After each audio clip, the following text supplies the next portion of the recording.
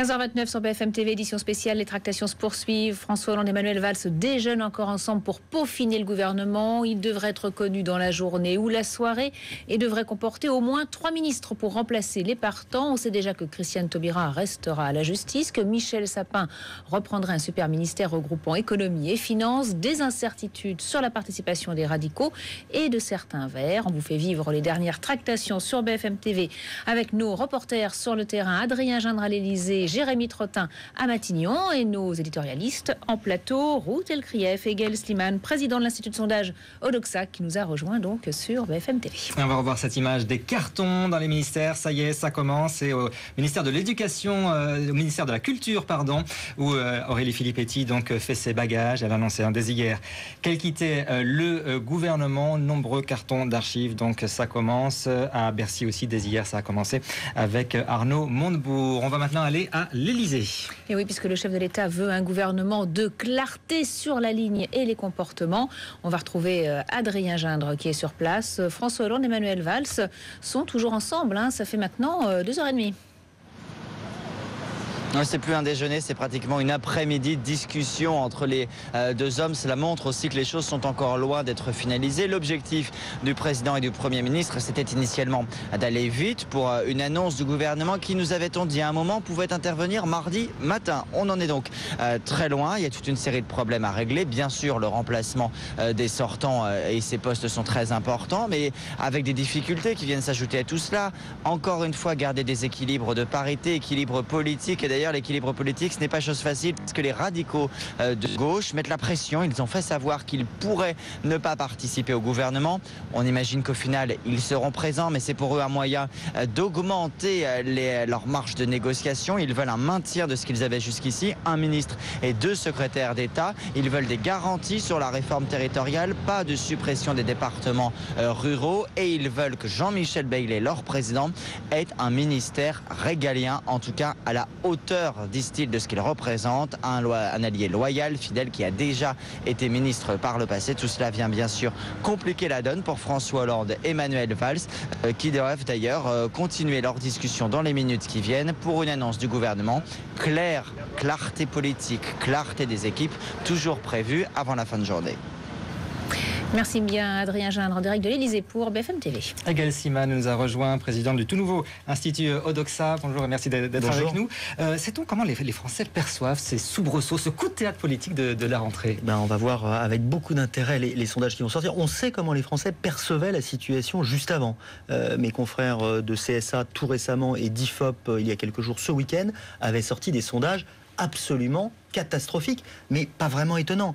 Souvenez-vous, dans le baromètre de l'IFOP pour le JDD, on voyait un président de la République qui stagnait à des niveaux records d'impopularité. Jamais un président n'avait été aussi impopulaire que François Hollande. Et un Premier ministre qui commençait à le rejoindre en ayant perdu 20 points en l'espace de quelques mois, de 3 mois. Donc on sait que les Français étaient extrêmement mécontents et qu'ils ont un regard très critique sur l'action de François Hollande et du gouvernement, avec 2 reproches majeurs. Incompétence, inefficacité, manque de résultats. Ça, c'est un beau paquet de reproches.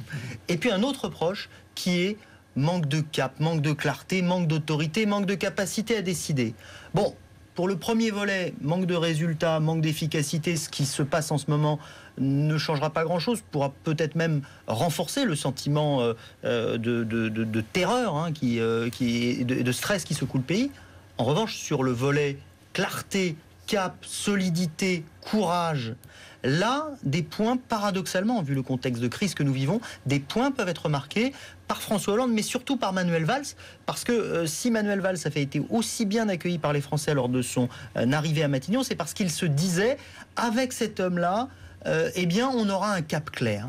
Or, il ne pouvait pas laisser passer, c'était strictement impossible de laisser passer ce qui s'est passé ce week-end autour d'Arnaud Montebourg et de Benoît Hamon.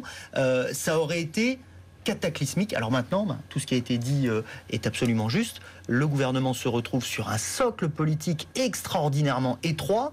On n'est même pas sur le noyau dur de ce qu'est la philosophie des sympathisants ou des militants socialistes.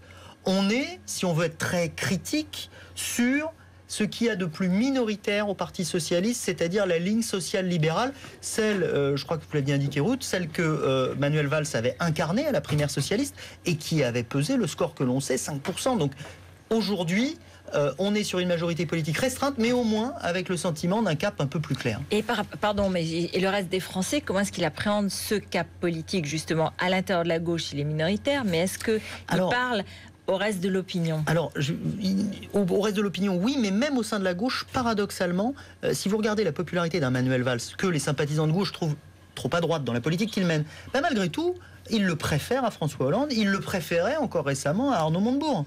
Donc les sympathisants socialistes, et a fortiori les Français, veulent juger leurs dirigeants à l'aune de l'efficacité. S'ils ont le sentiment d'avoir une équipe efficace, soudée, mais qui mènerait une politique qui n'était pas tout à fait celle qu'auraient attendu ces Français, mais si ça marche, alors on leur passe tout. Si en revanche, non seulement il n'y a pas de résultat, mais en plus on a l'impression que la politique menée est aux antipodes des idées politiques de votre camp, eh bien là ça passe très mal. Donc le juge de paix, pour l'opinion, ce seront les résultats dans les 3-4 mois qui viennent. Et ça veut dire que le gouvernement, le nouveau, va devoir engager des réformes très rapidement. Et là, la fenêtre de tir est étroite, puisqu'on imagine bien que c'est pas en 2016 que les réformes vont être engagées, année préélectorale. Alors oui, d'une part, des réformes, déjà beaucoup ont été engagées, d'autres devront être lancées. Mettre en application, parce que le pacte de stabilité, par exemple, on en entend parler depuis des mois et on ne le voit toujours pas. Et avec des résultats, vous avez raison Florence, qui sont d'autant plus, ce qui est d'autant plus cruel pour eux, c'est que si jamais la politique menée est courageuse, audacieuse et efficace, les résultats ne s'en feront sentir économiquement que très tardivement, alors qu'il y aura une vraie impatience de la part de l'opinion publique, des Français en général et des sympathisants de gauche en particulier. On va retrouver maintenant Jérémy Trottin en direct de Matignon pour BFM TV. Alors Manuel Valls n'est pas en ce moment à Matignon, puisqu'il déjeune toujours avec François Hollande, mais les allées et venues sont très nombreuses depuis ce matin, Jérémy.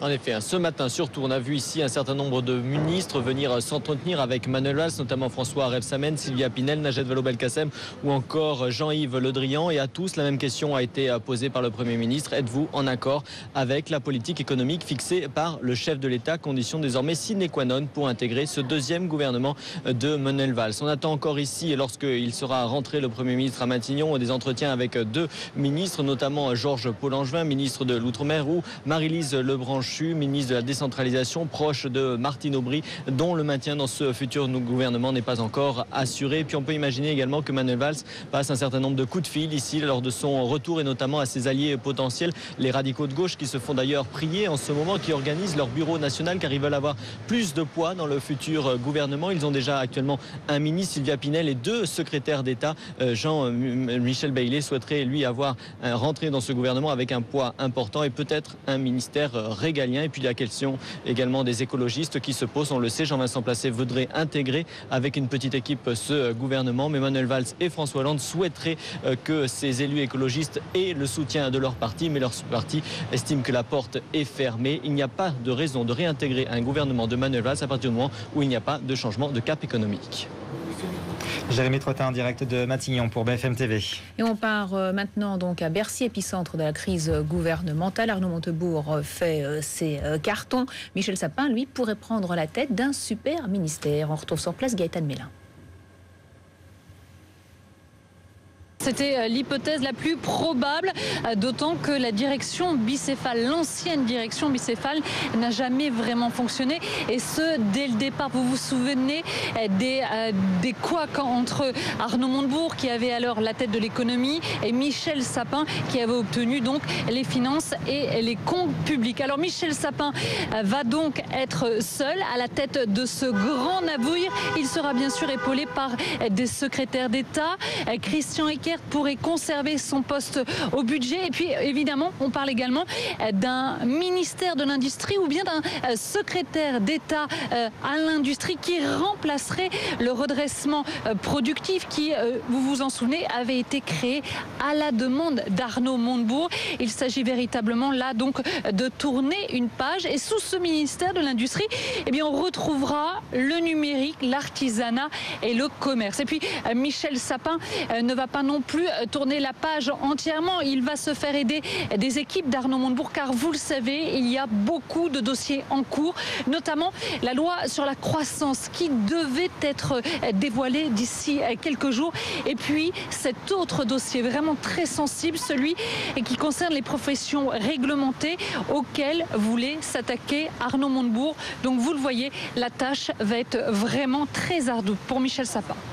Et Apolline de Malherbe nous a rejoint. On va faire un petit point sur les quasi-certitudes qu'on a à l'heure actuelle sur BFM TV. Donc Michel Sapin, Gaëtan le disait, super ministère, et Christiane Taubira qui reste au gouvernement. Christiane Taubira qui reste au gouvernement, c'était son souhait dès hier matin, lorsqu'il y a eu cette annonce que le gouvernement entier était démissionné par Manuel Valls avant d'en reformer un suivant. Lorsqu'il l'a reçu, Christiane Taubira, évidemment, on pouvait avoir légitimement un doute, et d'ailleurs ses camarades de fronde, Arnaud Montebourg, Benoît Hamon, Aurélie Filippetti, ont pensé pendant un temps qu'elle serait des leurs, c'est-à-dire qu'elle quitterait avec fracas le gouvernement. Elle les a soutenus, elle a soutenu leur démarche, mais toujours à titre privé. Elle a envoyé dimanche soir un message d'encouragement, de félicitations avec le mot bravo à Arnaud Montebourg et Benoît Hamon. Elle a vu Aurélie Filippetti en tête-à-tête hier soir, mais elle a décidé dès le début de rester, elle l'a dit à Manuel Valls, et de rester à la justice. C'était également le choix de François Hollande. Ils se sont parlé aujourd'hui par téléphone pour se confirmer le fait qu'elle restait bel et bien à la justice. Ce qu'on comprend malgré tout, c'est que même si Manuel Valls avait besoin d'elle et qu'elle reste au gouvernement, quand même qu'il y en ait au moins un qui lui reste fidèle, il aurait sans doute trouvé plus confortable qu'elle libère la justice et qu'elle prenne en charge un ministère un peu moins stratégique